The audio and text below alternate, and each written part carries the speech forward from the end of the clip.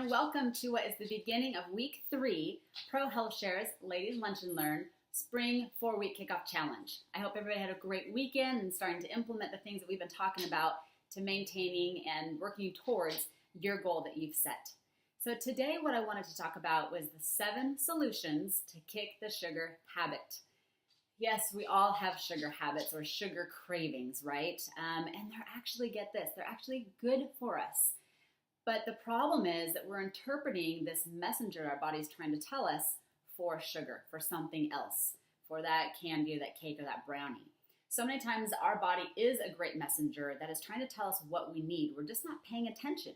We're not aware of what we might be needing, And it might be a certain food or water or emotional. It might be something completely different than food as well.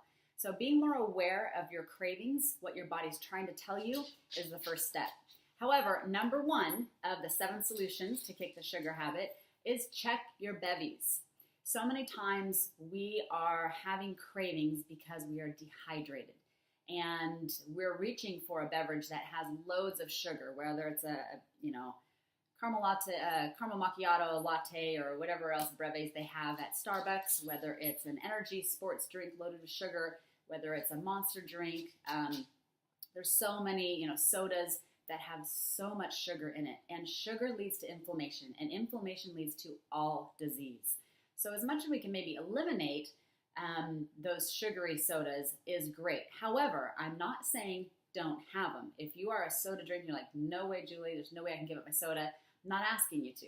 All I'm asking you to do is be aware of the message that your body is giving you and suggest to itself maybe I need a couple glasses of water first. And you'll be surprised on how much that might satisfy you, and you're able to say, no, I'm good, to the other sugar beverages. So check your bevies. Number 2 is satisfy your sweet tooth with sweet veggies, fruit, and spices. Now, when I was researching this first, I was like, yeah, right, that's not going to substitute my chocolate bar. However, the more that you pay attention, again, and you're aware and you implement these and you're making sure you're having enough of them, your cravings will go down. So I challenge you to increase your vegetables and your fruits instead of that candy or cookie. Number 3 is sleep. Yes, I think we all know that Americans as a whole, we don't get enough sleep. Research shows that we need probably around average of 7 to 8 hours of sleep every night, but the typical American is actually getting about 5 hours. And I fit that bill to the T. Going to bed around 4, around 11, getting up at 4, and we were just worthless during the end of the day and the end of the week. So here's my challenge to you. We all have the same 24 hours in a day. We all have busy, hectic, lives, and we do need some downtime in the evening. I challenge you to 15 minutes. 15 minutes before your normal bedtime, deplug, from all electronics. Give yourself 15 extra minutes to breathe, to meditate, to do something you've been wanting to do, and just relax and try to get to bed 15 minutes early. Then next week, try to implement 30 minutes until you get to at least maybe 7 hours. It's not going to be perfect every night, but the fact that you're more aware and you're encouraging yourself to do that, because that's only going to help you be a better person for everybody else that you're involved with. So try to get some more sleep. Number 4 is check your protein. How much protein and what kind of protein we're eating can actually lead to some sugar cravings, if it's too much or too little. So if most of us aren't probably getting enough protein, but if you're eating animal protein, make sure it is the size of your palm, and you're getting it multiple times throughout the day, along with maybe your vegetable proteins too.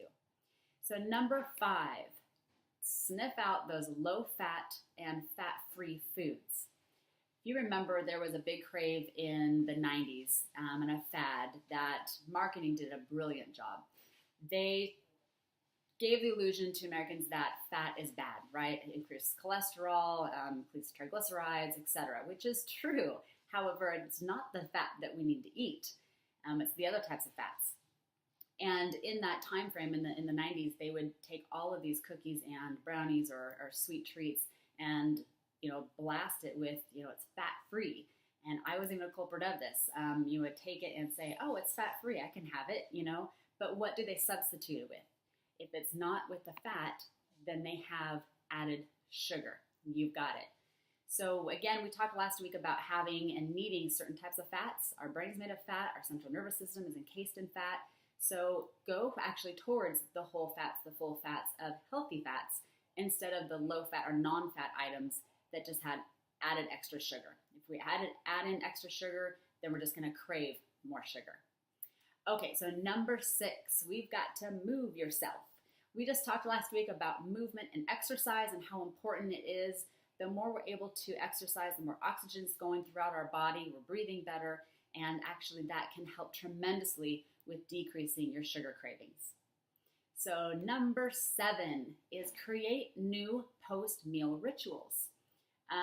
When I was growing up, you know, if you're like me, we would have dinner, and after dinner, it wasn't, do we have dessert? Do we get dessert? It was, what's for dessert?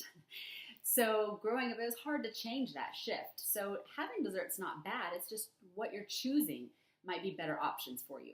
So one of my family's favorite things to have after dinner is fruit.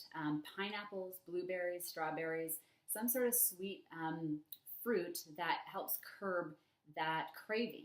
Another great tip is if you're not sure, I kind of wish I had this or that, brush your teeth. The more you brush your teeth after having a meal, that mint satisfies, but also having that clean mouth helps you resist that craving, having more cravings, and also it makes you not want to choose to have, another meal or any type of snack. So those are my 7 solutions to kicking the sugar habit. I hope they were helpful. Please type in below what 1 or 2 items of the 7 items that you think are most beneficial for you and that you think you could implement into your routine. I love hearing from you guys. Thank you so much. Continue to support one another and have a wonderful week. I'll talk to you soon.